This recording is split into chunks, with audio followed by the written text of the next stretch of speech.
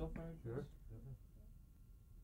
I'm Ari Gelman. It's Thursday, July 8th, 1999. I'm conducting an interview with television executive and producer Charles W. Fries in his home in Beverly Hills, California. We'll try to get into a relaxing position here of some sort. Mr. Fries, please indulge us with a few sort of for-the-record questions and answers. What is your full name? Charles William Fries. And do you have a nickname? Chuck. Everybody calls me Chuck. Right from the time you were... The time I was a little guy, my dad's nickname was Buck, and there was Chuck and Buck. And when were you born? September 30, 1928. And where was that? Cincinnati, Ohio. And you grew up in Cincinnati? I grew up in Cincinnati. I stayed there for roughly 20-some-odd years. I was there till 1952. Brothers and sisters? I have 3 sisters. No brothers. Where did you fit in the family group? I was number 3. 2 older sisters and a younger sister. Please tell us about your father and mother. Your father's name? My father's name was Charles also. His name was Charles Michael. And he was a produce merchant. He was a 3rd or 4th generation American. His great-grandfather came over from Alsace-Lorraine, and so did the grandmother. My mother's name was Gladys Elizabeth. Her name was very German also, Giethlein, Guethlein. She had one brother who actually was a producer in Hollywood.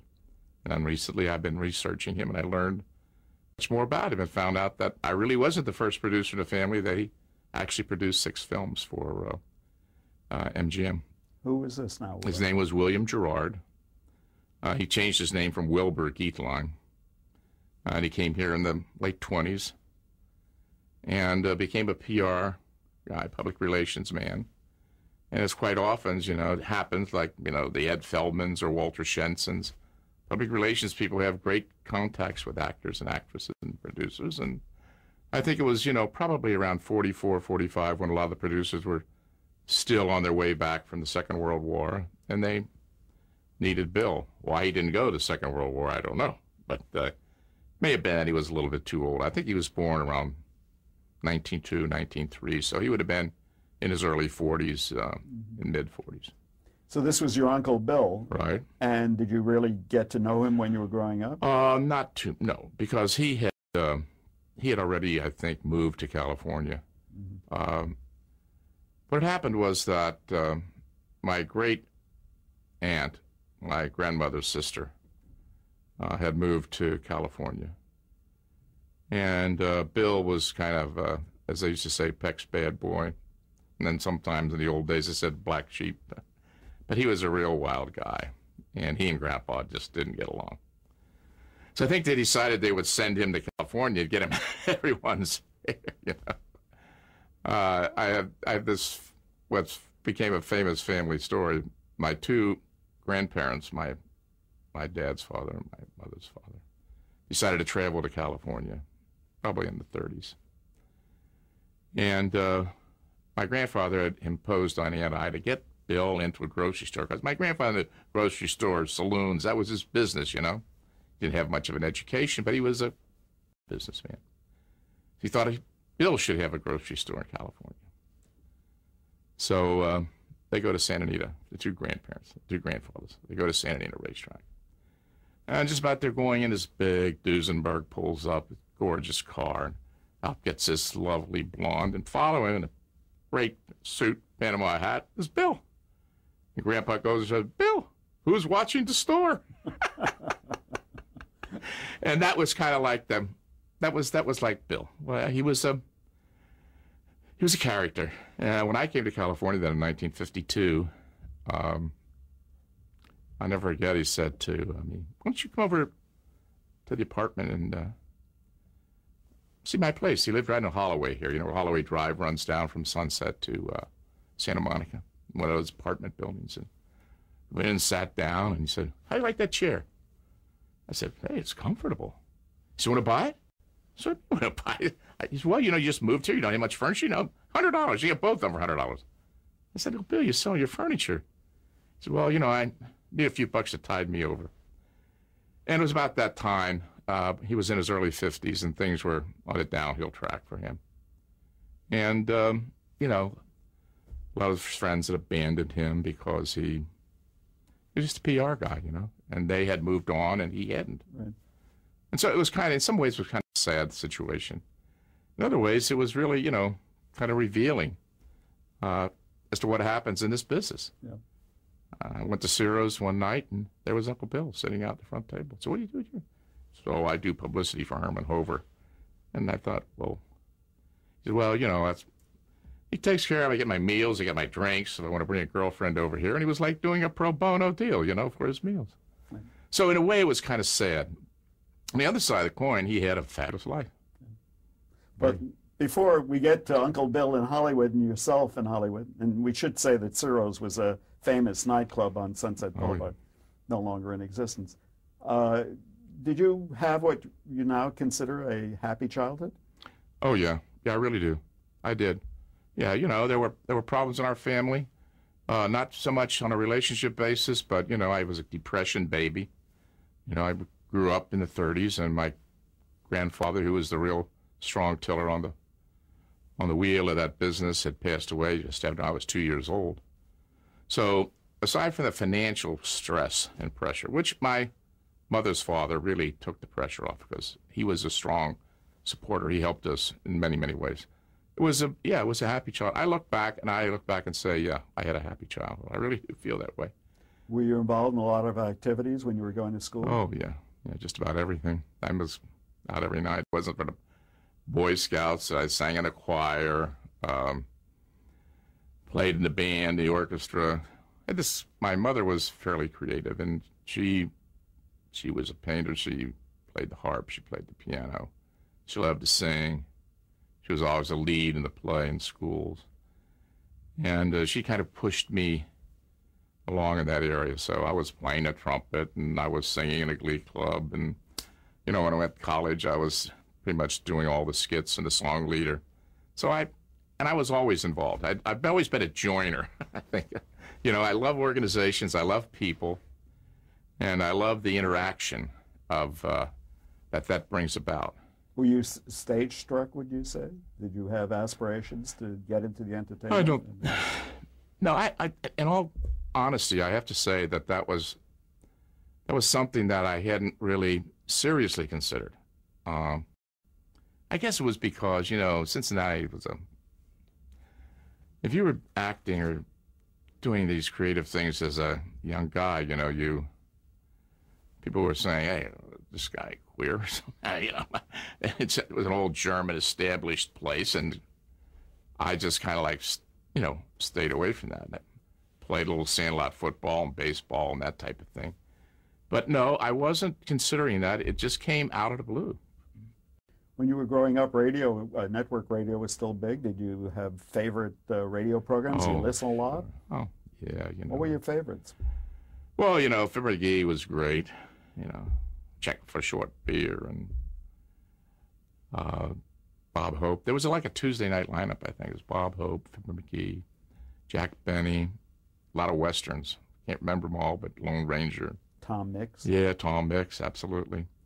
Yeah, we had this Philco radio. It stood about 5 feet high, about 3 feet wide, and had a little dial on it, And that was it. I still remember when I was, whatever I was at the time, about 12 or 13 years old, I can see that radio because I was in the Westwood Theater watching a Sunday afternoon double feature.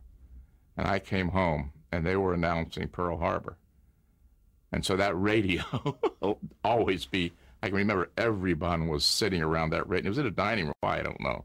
But everyone in the family was sitting around that radio listening. And so it's always kind of, stood out. I had a little Crosley about this big in my room that I think my godmother gave me when I was a kid.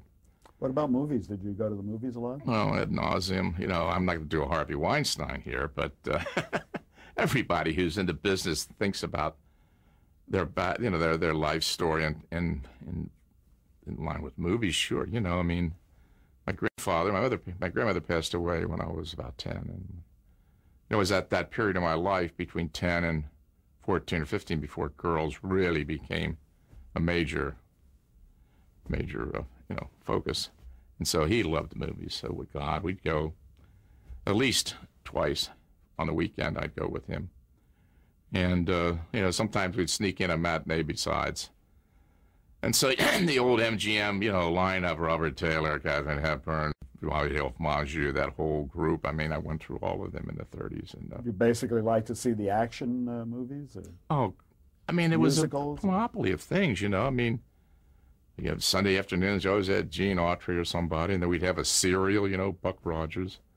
But there were a lot of romantic movies. And, of course, there were big westerns, but if you remember from those days, a tremendous number of those movies were excellent dramas, wonderful dramatic films, comedies. But I don't honestly focus as much on the westerns as I do on, George Brent and Claudia Colbert and Betty Davis and Joan Bennett. And, those were fabulous movies. It was unbelievable. Did you ever visualize yourself in that kind of setting? Well, when I was, I did do a number of, when I was a kid, I was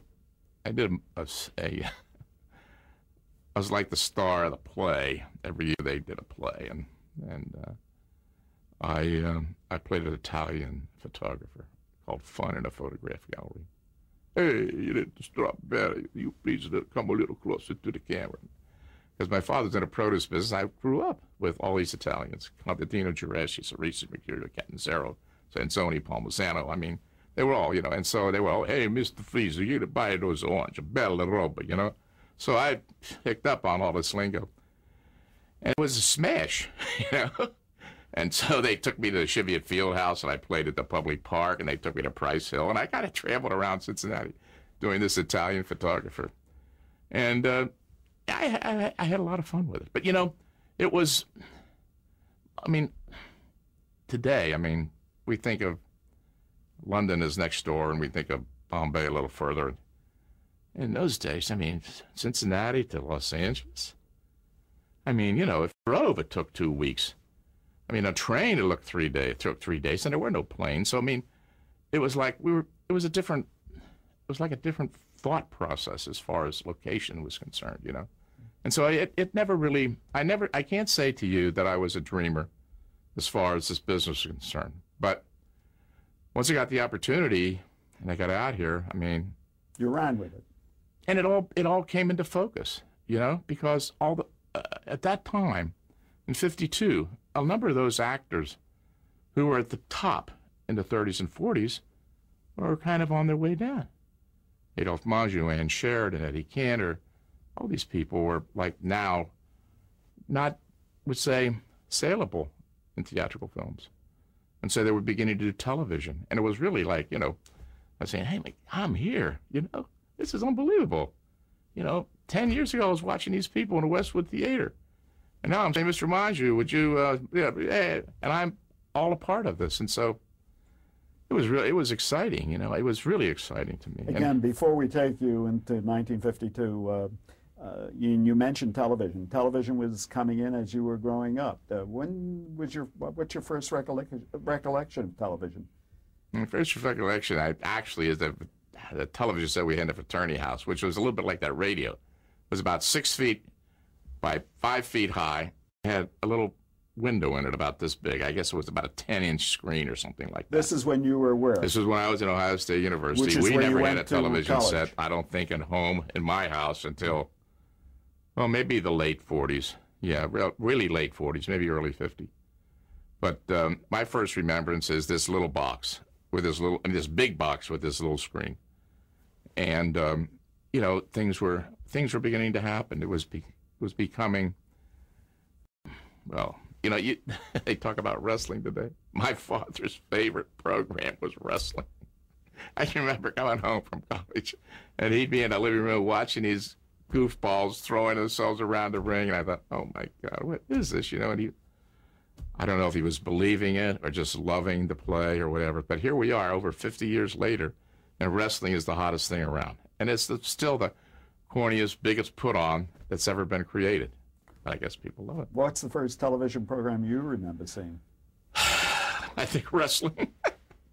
What was your baseball? You know, I have to get my head together as far as, you know, the chronological aspect of this, because, you know, what really is in my head is more what was happening when I got here. You know, what was really being produced. And I would have to put together the golden years of television, the live stuff from New York, and the exact timing of that. You might even help me with that. You know, like Playhouse 90 and so forth and so on. Well, do you remember seeing Milton Berle? Yeah, of course. Seeing Milton Berle, seeing the, you know, Colgate Comedy Hour, and, you know, all of these wonderful live shows. But I'm trying to get the chronology straight in my mind as to where they fall. But, you know, when I Love Lucy started just about 1951, 52. Okay. There wasn't, you know, they were making some television. Actually, the Cisco Kid was one of the earliest, I think, filmed television series, because it started in 1949. Yeah.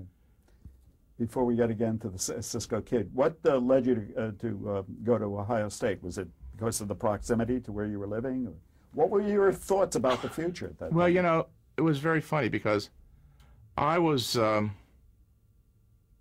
with a girl. I was sure I was going to be married when I was 19 years old. I was going with a girl from the local high school. You know, I didn't go. I was too young for the Second World War. I was just 18 right after the war in 1946. So, you know, all these guys were going to the service. They left us with all these girls that didn't have, you know, these older girls. So instead of dating freshmen, we were dating seniors, you know. And I really felt I was in love and that this was going to be it. And I was going to work in my father's business, because I started there as a kid, you know, helping on Saturdays and showing vacations. And it was August, right after I graduated from high school. And I was out and watching a baseball game. And two of my cousins were excellent ball players. I mean, really great ball players. And they both had scholarships to Ohio State. So afterwards, you know, we went, we had a beer, and we were talking. And they're telling me how great it is and so forth. And I thought to myself, why shouldn't I go to college? I mean, I'm a pretty smart guy, you know. And in those days, we didn't have SATs. I think they had entrance examinations. So I said, you know, all you have to do is drive up there. You take an entrance examination, and the cost of the fees per quarter was $40 a quarter. So it was $120 a year. And all these guys were in on a GI Bill, and they got new books. So you bought your books from them used, you know, and they were always trying to get their money out of the books, right? And the rest of it was renting a room, which cost $20 a month, and you split that with your roommate. And so I thought, you know something? I'm going to get an education. And I don't know why, but Ruthie Smith went that way. I went that way. And Ohio State was really because of my cousins who went there. That's why I chose it. And, of course, it was very close to home, and I could drive back and forth. But the real reason for Ohio State was essentially that I had friends and I had relatives. What did you major in? I majored in business administration and marketing, because I thought I was going to come out of there and go into the produce business with my father. And he was looking forward to that. He was going to be, you know, at an age where he was looking for some assistance. And I actually did do that. When I got out of college, I went to work for him full time. And exactly what did you do for him? Well, I did everything. You know, phonied up the book so it didn't have to take too much income. I mean, I did I did everything. Did you drive a truck? Yeah, sure. Well, I started doing that when I was 14 years old. You know, I was big enough to fool anybody. And during the war, they needed drivers, right? So I was driving when I was 14, 15, truck as big as this room, carrying loads of produce. Used to go out to the country every day, because we had farmers. We picked up produce from on a commission basis. And so I went there, I bought, I sold, I took care of all the books for him, and I did just about everything that's involved in running a business, you know. So that was going to be your life? Well, I wasn't happy with it, because, you know, after I'd had that experience in college and I realized the other things that were happening outside of my little microcosm in Cincinnati, and I had to get up at 5 o'clock in the morning, and when it was freezing cold, and shovel the snow off the sidewalk, or raining or whatever, you know, was terrible. And your life was always topsy-turvy because you were going to bed when everybody else was out having a good time, and you were getting up when everyone else was sleeping. And I wasn't too happy with it. And you were a married man, you said, at this point. No, I got married in 1951. Yeah, right after that I got married. And she wasn't happy with it either. I mean, it's not a good, it's a very tough life. You know, hey, our movie business is a tough life. You know, you're working all kind of crazy hours.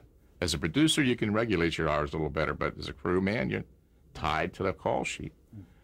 But I wasn't happy with that. And I'll tell you, there was another thing that was involved. We talk about this sometimes around here. We talk about it, all of us do, control. You know, my mother had control of this business because in those days, you know, and my father's business had gone through receivership in the 30s. And what they did is they put everything, all your property was put in the woman's name, so that if you ever had to do that again, they couldn't invade your home and your warehouses. They could take the business. So everything was in her name. So you couldn't do anything without her approval. If you needed to take a loan or whatever, she had to sign. She wasn't about to sign on anything. I'll never forget, we got a big hassle. Going to put in refrigeration. You know, I'm tired. I was going down with this guy, and we're taking a truck down there to the railroad yards, and we have to unload baskets and baskets of ice, put it in a truck, go up, put it all over the produce. I said, we got to have refrigeration. She's not putting up any money. Oh, we're not doing anything like that. That's why I say, she got control of this business. What can we do here, you know? So when the opportunity came along to move, man, I was ready to jump. Please tell us about that opportunity. How did that come about? Well, it was interesting. My dad had 8 sisters. And Sister Rose had gone with this Irishman, Joe Moore, for the time they were 18 years old. Joe was a teller in the bank, and a fellow named Fred Ziv started an advertising agency in the 30s. Joe applied for the job, and he got the job as bookkeeper. The Ziv company grew. I mean, first it started out as an advertising agency, then it became a radio production and distribution company. And then Phil Krasny was a classmate of Fred Ziv's at Michigan University. And Phil had the Cisco Kid rights. And that's how Fred Ziv got in business with Cisco Kid Pictures, because of his old classmate. So they started around 1949. But when you say started what? They started producing the Cisco Kid in 1949. And my uncle, of course, you know, what did they know about production? These are guys from Cincinnati. They're an advertising agency. What's radio production? So they became very paranoid about the Hollywood types, Phil Krasny and so forth. So they sent a fellow out whose name you may remember, Maurice Babe Unger, U-N-G-E-R. And he got there and he said, hey, we got to have some other people here because there's other people that are associated with Krasny that we have to move along. So my uncle said to me, hey, you know, you got a college education. I was the first of the whole family across the board to ever have a college education. And he said, how would you like to go to California and represent me out there? I said, look, you know, you have to talk to my dad because he's been waiting for me to come home to this business. And if he says yes, man, I'm ready to jump. So I said, okay. So he talked to my father. My father said, look, you know, I'm not going to stand in his way. If he really wants to go to California. And, of course, going to California for television was like going to Silicon Valley. I mean, it was like, what was television? Everyone said, God, you're going to Hollywood, you're going to work in television? Wow, that's really great, you know? That's terrific. I said, yeah, I'm excited about it too, you know? It was like starting in some money-grubbing position of some sort or another. I mean, my uncle put me in his office. He paid me $65 a week. Promised me $100 when I left in June. She said, you got to go in March. We're going to pay you $90. I said, what do you mean you're going to pay me $90? You're going to pay me $100. He said, no, you're going 3 months early. You get the $100 in June. I said, Joe, stop. $100, I don't leave town. Okay. But net $82.70. How did that equate to what you were making working for your father? I'm making $65 a week working for my father. My car payment was $65 a month. So 1 week was gone with the car, you know. in any event, it was a great opportunity, and it was something that I could have easily probably missed or passed over, you know. If I had, that's why I say I was really kind of disenchanted with the produce business, because I loved the produce business. I never would have come to California, but I did have this movies.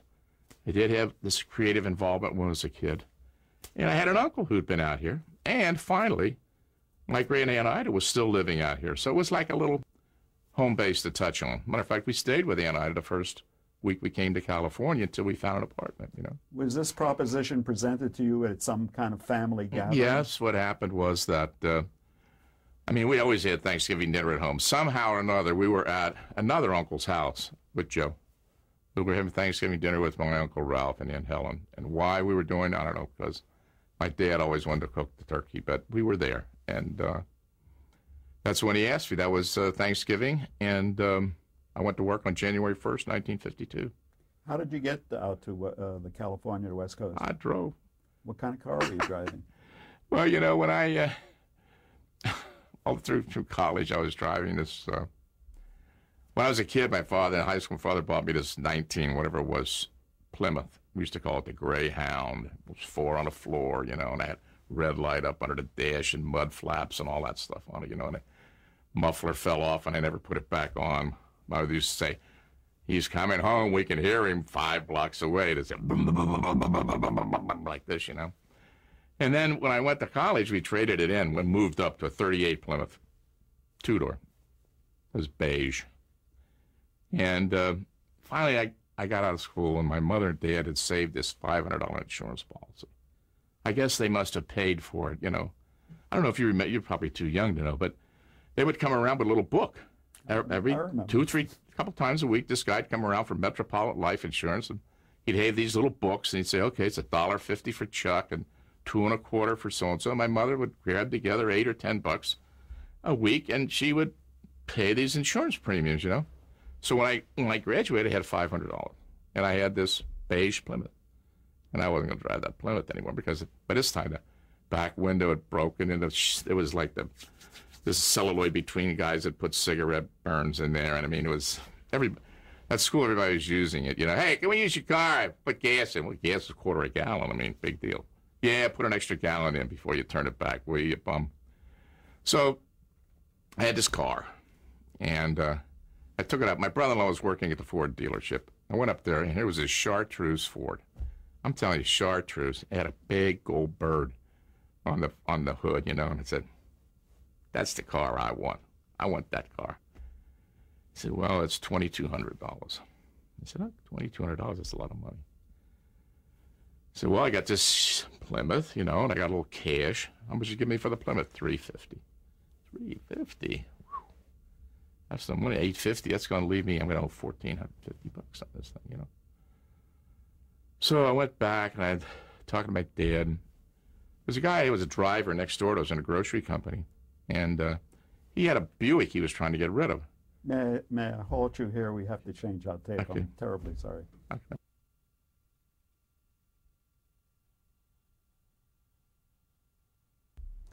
So if we may continue, you were telling about your car that you drove to the West Coast and your next-door neighbor with the Buick?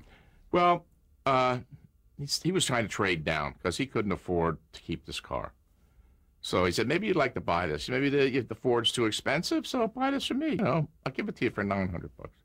And I'll give you $350 for yours, so you'll only owe, what, $550. I said, okay, let me ride it around. So I drove it right up to the Ford dealer. I said, what do you give me for this car? So they give you $1,250. Give me $1,250. He's going to buy $900. That's not bad. So I went back and said, I'll take it. You know something? You're right. I should take on those kind of expenses and so forth and so on. You take my Plymouth, I'll take your Buick. So my brother-in-law working at the dealership, he held the green Chartreuse with the gold in the back. And I drove the Buick around for a week or so, you know. And I drove it up there. The guy made me $1,250, and I made $350 on a turn, which is what, you know, we call the double escrow deal, where we are moving the book around the business, but we haven't quite closed the option deal, you know. And if we sell it, fine. If we don't. Anyway, it was like a great experience. I felt really good for myself. You know, I made $350. Boom, it's like that. And I'll never forget, we packed that car up with everything we owned, except for the other, we didn't have much furniture. We shipped that. And we drove. We drove from Cincinnati to Los Angeles. How long did it take you? I had to start, let's see, we left on Sunday, March the 9th. I'll never forget that. It was a Sunday afternoon. I still see my mom and dad standing up at the front door. Waving goodbye. Waving goodbye. And we drove out. I think we must have gotten there about 5-6 days. And I had to go to work on March 17th, St. Patrick's Day. That was my Monday, March the 17th, I went to work, 1952. And I would say it took us about 6 days. Now, we didn't rush. I mean, we drove up and went through Las Vegas, and which was like, a one-horse town that got lost in a race in those days, and went to what was Old Frontier, I think. Somebody was entertaining there. We took a little side trip to the Grand Canyon, and we kind of took our time. Was your wife enthusiastic about this move?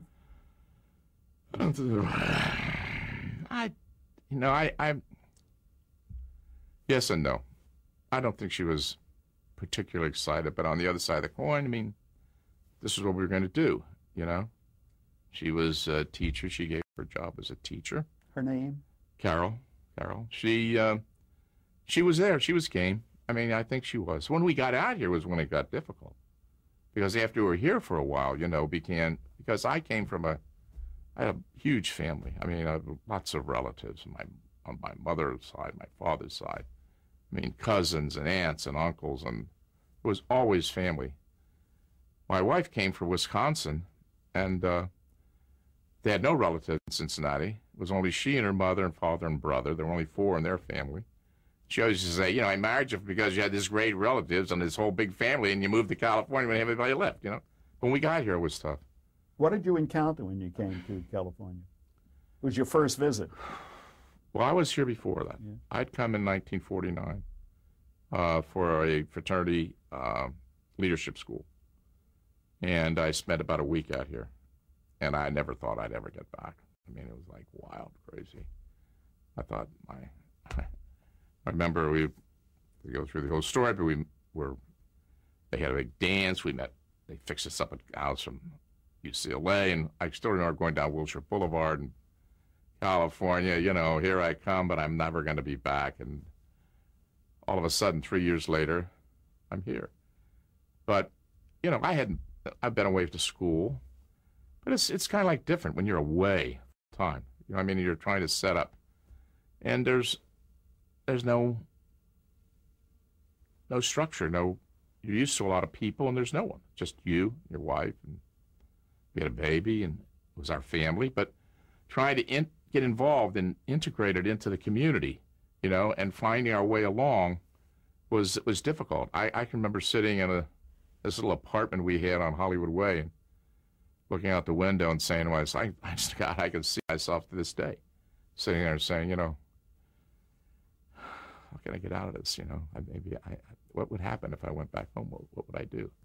Would it work? And then I think the leveler was that I did go home. I went home for Christmas, 1953.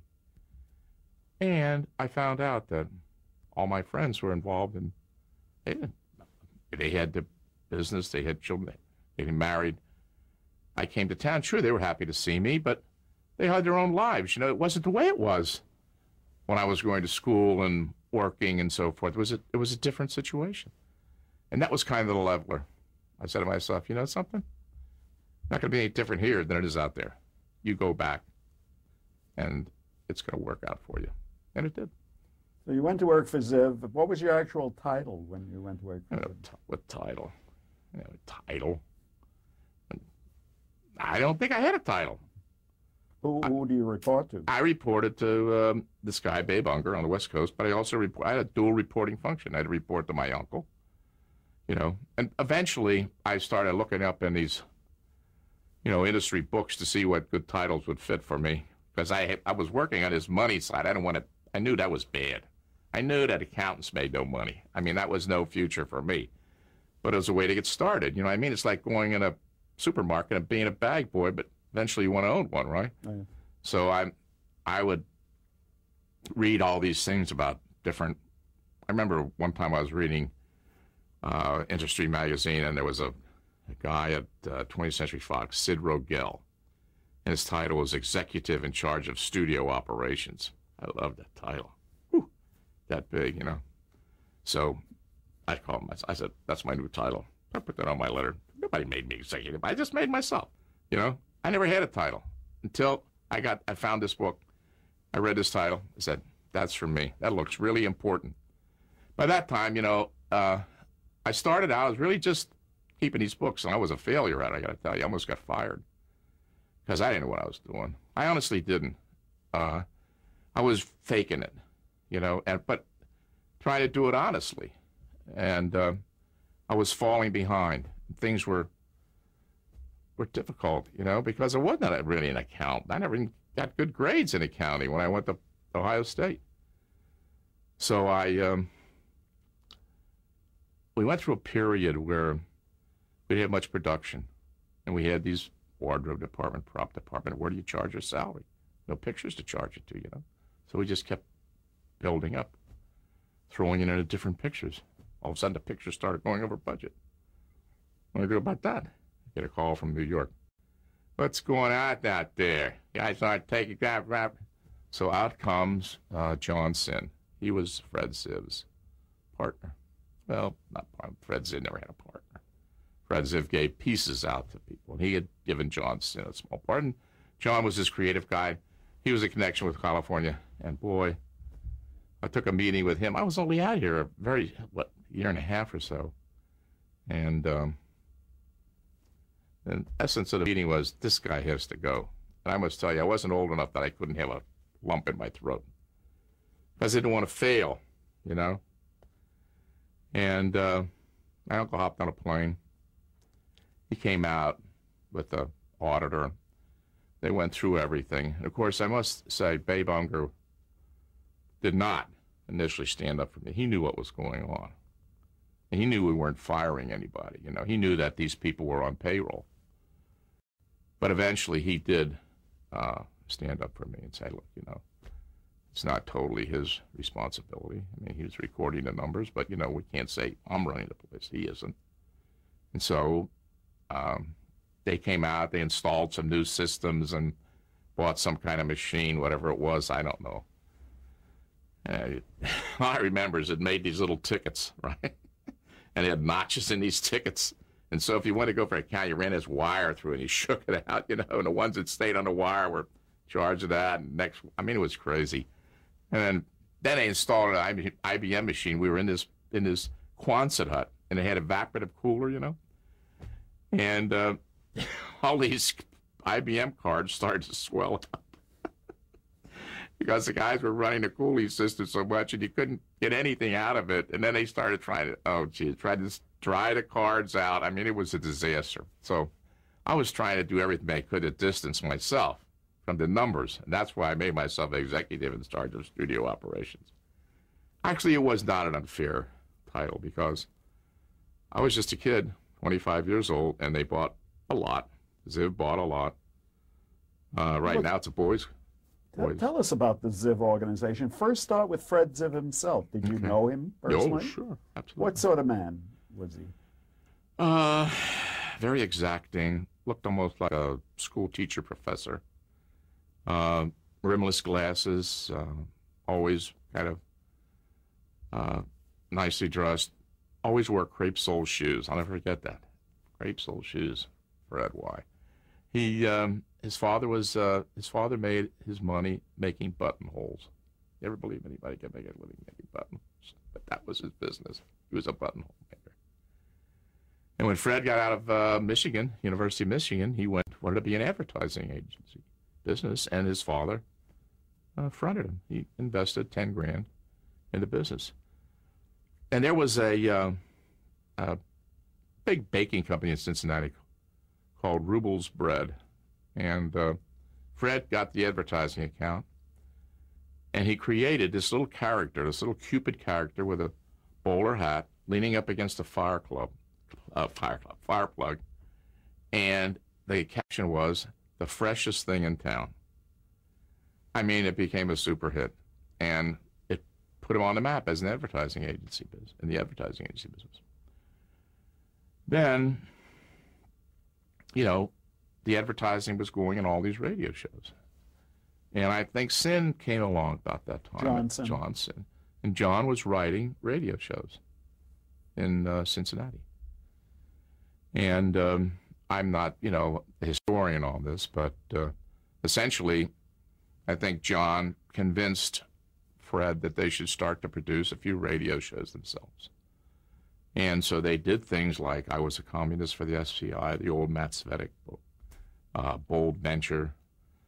There was the Guy Lombardo show. That was one of the first things they did.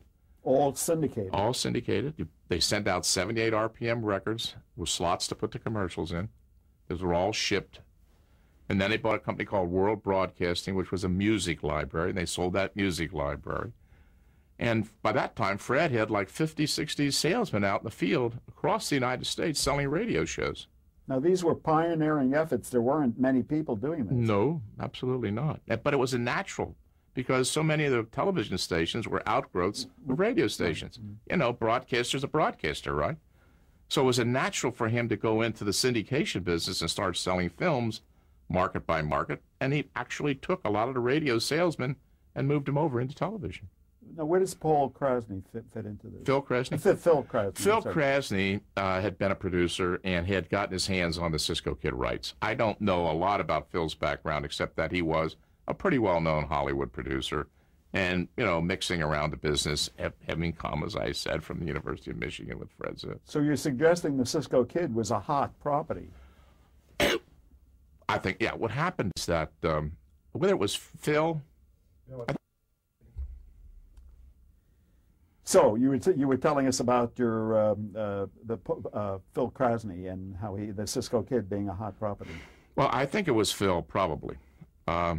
Phil held the rights to the Cisco Kid.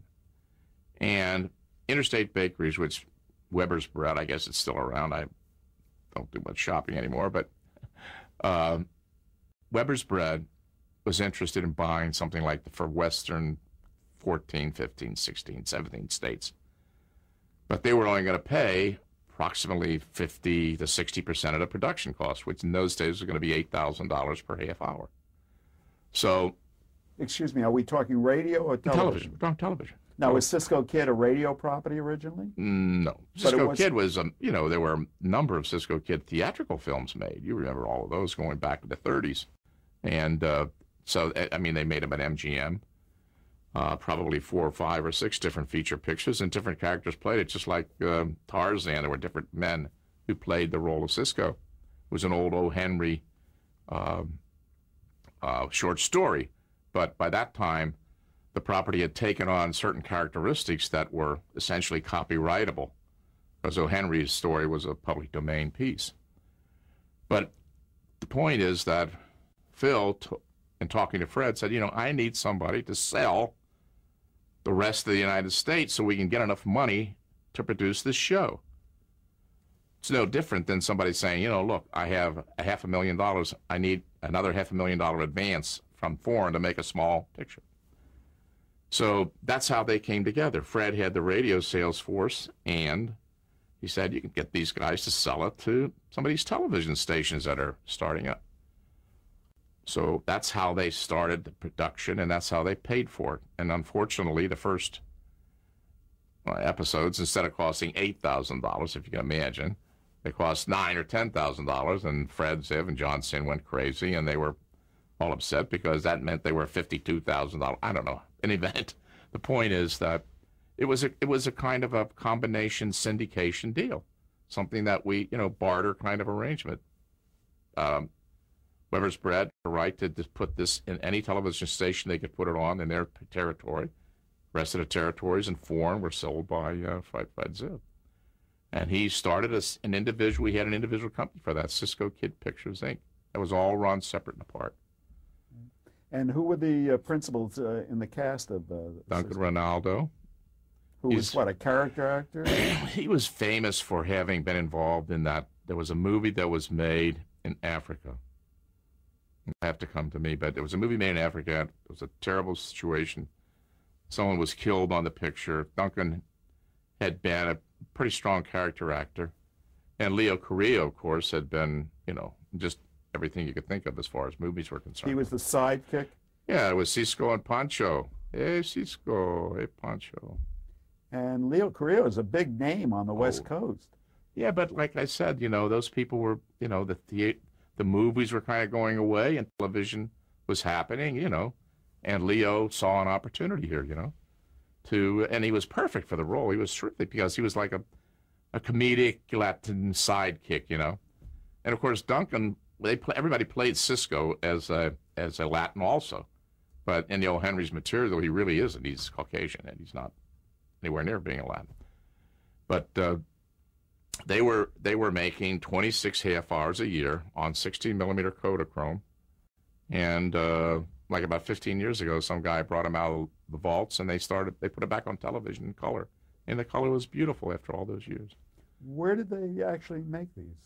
Well, initially, before I got to California, they would go up toward Mammoth.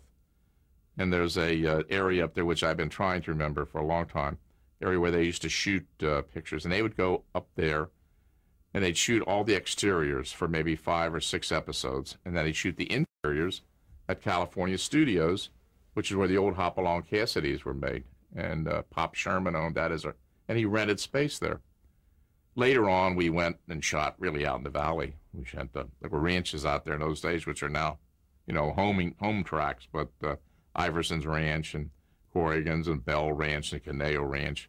And they all had various, types of topography and facilities that for any particular, set of episodes would work for us. How were these films distributed? Well, as I said, half of the United States, not half, a third of the United States went to Weber's Bread, and the other third, 2/3, Fred sold with his sales. I meant physically distributed. Oh, physically, they were on 16-millimeter prints. And? The salesman carried around a projector. If he wanted to sell somebody, set up his projector in their office, put the spill on, ran a 16-millimeter film. Did you know any of the salespeople who later went on to bigger and better things in the entertainment industry? From Ziv? Yeah. Yeah, well, there were quite a few. Yeah, it's a long time ago now, but I guess the head of the sales department was Bud Rifkin. You probably have run into Bud, Bud around.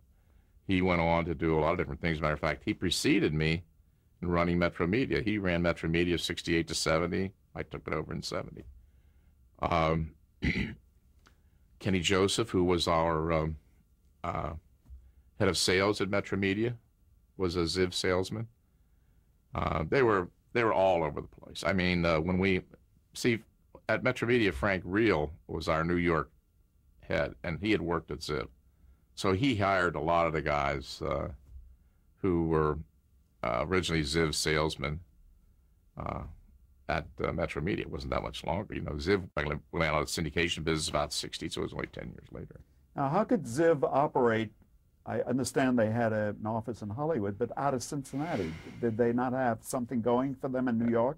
Well, what had happened is that as the radio business grew, Fred moved John Sin to New York because that was a better location for the creativity there of getting actors and writing. And so they opened a New York office. And when I went to work for them, 1952, the New York office was already established. So there was a New York office, a Cincinnati office, and a Hollywood office. Yeah, but Fred Ziv would never leave Cincinnati. And he wanted to control all the money. So that's why he and Joe Morris sat in Cincinnati. And we had to request, we'd have the teletype machine. You remember the teletype machine? And so we'd punch it, we'd teletype if we needed in a rush. If we didn't, we mailed all the invoices back, and they would pay him from Cincinnati. You believe that? This is crazy, but you'd get a writer's contract, and the guy would have 3 payments. So he might get paid the minute he turned his material. So we'd send a contract to New York. They'd send us out the 3 checks. Crazy, right? I mean, these checks were sitting here sometimes for weeks. So by that time, I'd hired a guy from, I don't know, some accounting agency, Cooper's Librand or something, to run the accounting department. And he had somebody who was in charge of issuing these checks, you know. So one day he comes over and says, we got a terrible problem. What happened? He says, Joe left town. I said, Joe who? He said, the guy that keeps the writer's checks, but he took the checks with him.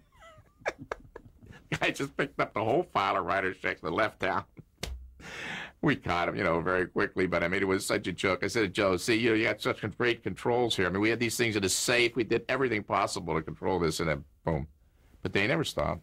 Still, contract went there, wrote the checks, sent them out. It was ridiculous. Did you, in time, make the transition from the business side? Well, yeah. What happened is that, as I said, I got this. When we moved to PRC and bought the studio. See, Fred bought what was called PRC Studios. What did PRC stand for? Path A Realty Company, I think. It was owned by it was a man by the name of Colonel Frank Levy, who got his credits to the Second World War, and he was always investing. And he got people like Bob Hope and others, and actors, and they were investing in real estate, and they bought this studio. But you know, they found out real quickly they didn't want to be in a studio business. Besides, they had a couple of crooks running it for them. And so Fred stepped in, and he bought this studio. And the minute they said, you got to go over there and make the transition. So in 1954, I go to this studio, and now I have to figure, we're shooting 3, 4, 5 series. So now I have to figure out how to, you know, get these other series. We were doing Fireside Theater was being shot there. Superman, with the old George series, Superman was being shot there. What was Peter Lawford's series? You remember Peter Lawford had a series? Those were all being shot there, so I had to terminate those relationships to make room to bring in all of the Ziv shows. And so by that time, you know, accounting was out the door. I hired this guy we made him the controller, Ed. Anyway, he took over the accounting work around 1954, 55, and then I started primarily running the studio, and then since I'd had a lot of background, now by this time I'd had a lot of background in the budgeting and production. You can't run budgets unless you know production. You can't be a production guy unless you know how to run a budget. So in about 2 or 3 years, I got a tremendous amount of experience. I mean, from the ground up. I mean, from how much does it cost to rent a horse and haul a horse and whatever. And so I was ready to, and we had brought in then a production manager guy named Joe Wonder, who was excellent. But he and I had a great relationship. And so I pretty much began to take over the supervision of the whole physical production operation, running the studio, all the budgeting, all the scheduling, just about everything that Babe Unger didn't do. And that's what I was doing when I got a call from Columbia to go to work there in 1959. But before I let you leave Ziv, production, it was still being done on film? Oh, yeah, everything. Oddly enough, you know, Fred Ziv had a lot of foresight. It was not realized, unfortunately, but we were shooting on 35 millimeter. I mean, we started doing that about 1953, 54. And we put the color in a vault, and everything went out in black and white. We made dupe negatives. But he believed that there was color television, which obviously did happen. But I think he would thought it was going to happen a little earlier than it did. But I thought there was a lot of foresight on his part. As a matter of fact, maybe 10 years ago when David Gerber was doing television at MGM, and by that time, Fred Ziv had sold out in the 60s to UA, I said, you know, these color negatives on Sea Hunt and all these series have to be somewhere that you could go back and pull them out and make color prints and start releasing these series, you know, in color. I don't think they ever found them, though. We had stored them back in on the Hudson. There was Iron Mountain storage, and they store a lot of places now. In those days, they had these underground salt mines that had been mined, and they had this huge storage facility, kind of a nuclear storage facility, and we shipped them all, put them back there, but I don't know what happened. How long would it take to produce a half-hour film? We started out, it was 3 days. Then when the union got a raise, we went to 2 and 5. And then when the union got the next raise, we went to 2 days. And finally, one guy tried to shoot 3 and 5. Didn't work. But we had a guy, Herbie Strock. He was so fast. He shot a full half hour down at San Pedro in 2 8-hour days. He was a film editor, so every shot was a master till, boom, he said, okay, I'm going to cut there. Boom. The guy'd stop, please stop talking already. We don't cut. Boom, I cut that. Boom. He just cut the whole damn thing. He was the only one who could put it together. He cut the whole thing in a camera. 16 hours. It took 2 hours to go back and forth to San Pedro, for God's sake. But when we tried to do 3 and 5, they didn't work. Tests. You mentioned some of the Ziv shows, Sea Hunt being one of them. Rough Riders, Mackenzie's Raiders, Highway Patrol, Ripcord. Went on Men into Space. We did the first space series. It was unbelievable with Bill Lundigan. If we could just focus on 2 of them, Sea Hunt and Highway Patrol. Sea Hunt introduced Lloyd Bridges to television. Oh, yeah. And the producer was Ivan Torres. Right. Yeah. Was Ivan Torres somewhat of a character? You know how to make a Hungarian omelet, don't you? No, I don't. First you steal 3 eggs. That was Ivan Torres? Yeah, Ivan. He used to kid me. We used to kid about that. But Ivan was very ingenious. He still talked with the big Hungarian accent that he used to call me Chuck all the time. Hey, Chuck, must come over here. I better talk to you immediately. Let's come to my office. He was doing science fiction theater. That was the first thing he did for us. And that was brilliant. With Truman Bradley as the host narrator. That was a brilliant show. But he got this idea to do this underwater show. And, it was about that time, I guess, when Cousteau, who I worked with later in the 70s, invented the underwater scuba tanks. And that was like what, really motivated this whole show. May I ask you to pause Sure. here for a second while we change the tapes?